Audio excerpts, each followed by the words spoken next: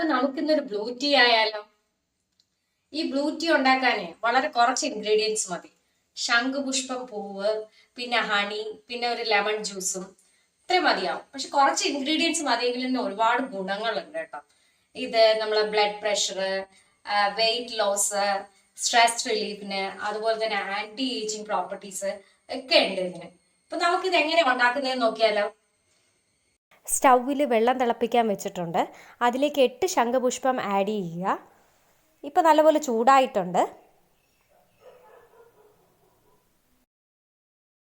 ഇപ്പോൾ നന്നായിട്ട് വെള്ളം തിളച്ചിട്ടുണ്ട്. പൂവിൻ്റെ കളറ് നല്ലപോലെ വെള്ളത്തിലോട്ട് ഇറങ്ങിയിട്ടുണ്ട്.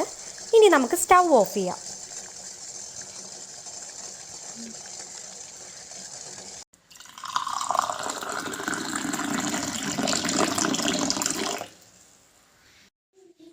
ഇതിലേക്ക് 1 സ്പൂൺ ഹണി ചേർത്ത് കൊടുക്കാം.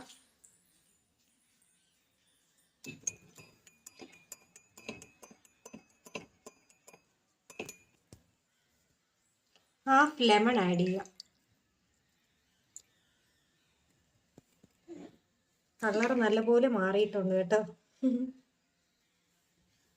ഇപ്പോഴാണ് ശരിക്കും ബ്ലൂ ടീ ആയത്.